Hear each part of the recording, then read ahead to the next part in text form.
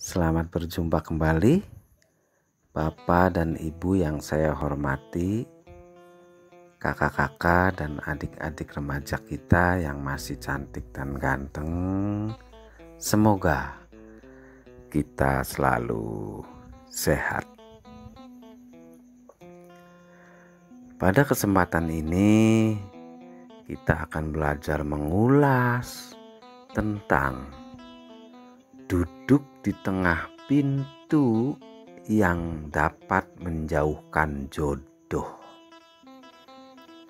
Bersama saya, Ki Handaru. Itu si mitos. Itu si tahayul. Dan lain komentar dari manusia zaman now.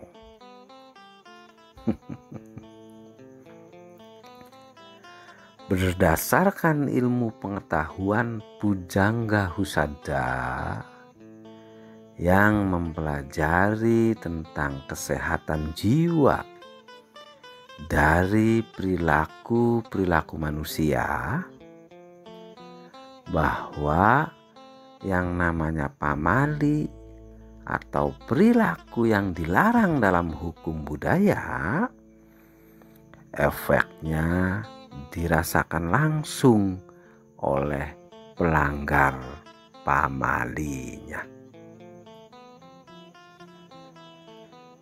Duduk di pintu pamali. Seorang remaja duduk di tengah-tengah pintu tanpa alasan yang jelas, dan itu hanya iseng-iseng saja, dia akan jauh jodohnya. Loh, logikanya dari mana, Ki? Kok bisa dihubungkan dengan jodoh? Pertanyaan itu sangat panjang, ngalar.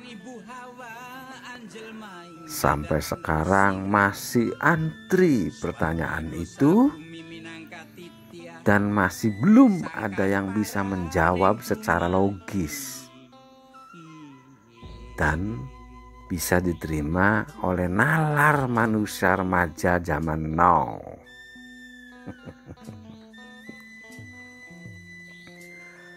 Sebetulnya perilaku remaja duduk di tengah pintu yang tanpa alasan dan hanya iseng-iseng saja sudah pernah dilakukan oleh remaja zaman saya. Dan memang betul, kalau saya amati, memang jauh jodohnya. Kalaupun dekat jodohnya, si pelaku yang duduk di tengah pintu, jodohnya berkali-kali dan bergonta-ganti pasangan terus-terusan.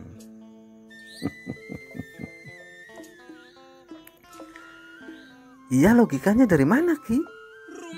Kok bisa berhubungan dengan jodoh?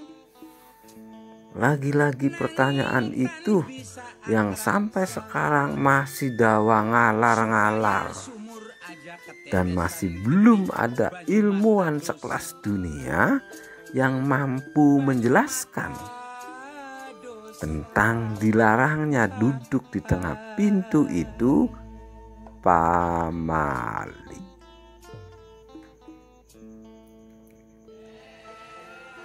Ada dua hal yang melogiskan perilaku duduk di tengah pintu dapat menjauhkan jodoh. Pertama, yang perlu kita pahami adalah si pelaku yang duduk di tengah pintu. Dia sering melakukan perbuatan tanpa alasan yang jelas. Ini perlu digarisbawahi ya, tanpa alasan yang jelas. Dan dia sangat sering melakukan perbuatan yang iseng-iseng saja. Iseng-iseng saja juga digarisbawahi. Sedangkan seorang remaja dalam mencari pasangan atau kekasihnya harus punya alasan yang jelas dan tidak bisa dengan iseng-iseng saja.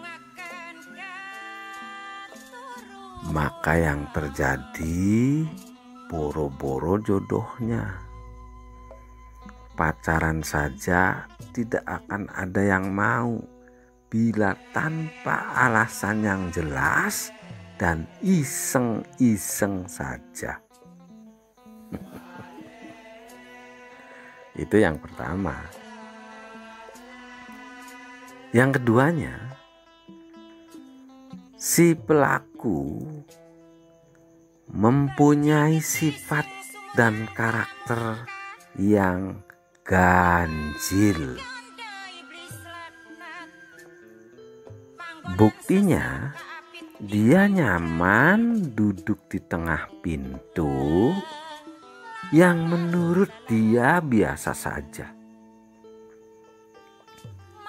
Padahal jika dilakukan oleh manusia yang genap atau normal, akan ada feeling yang mengingatkannya.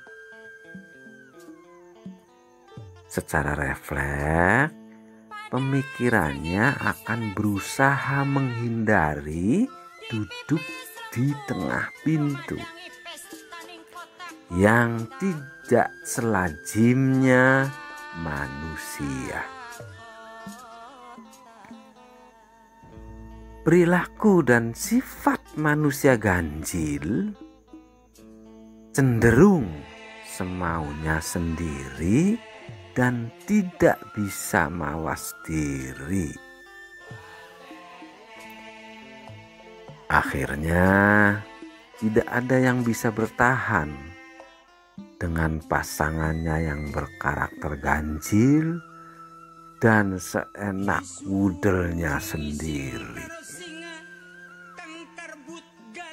Dan si karakter ganjil malah tidak akan bertemu jodohnya. Tuman siraku.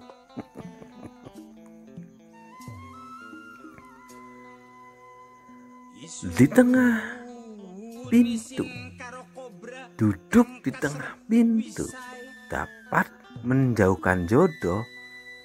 Boleh percaya, boleh pun tidak. Semua kembali kepada diri kita masing-masing. Namun sebelum kita lahir sudah ada perilaku ganjil manusia yang duduk di tengah pintu dengan pemikirannya yang tidak jelas dan iseng-iseng dalam sifatnya. Perilaku-perilaku manusia dianalisa oleh Pujangga Husada dalam pendidikan untuk memanusiakan manusianya.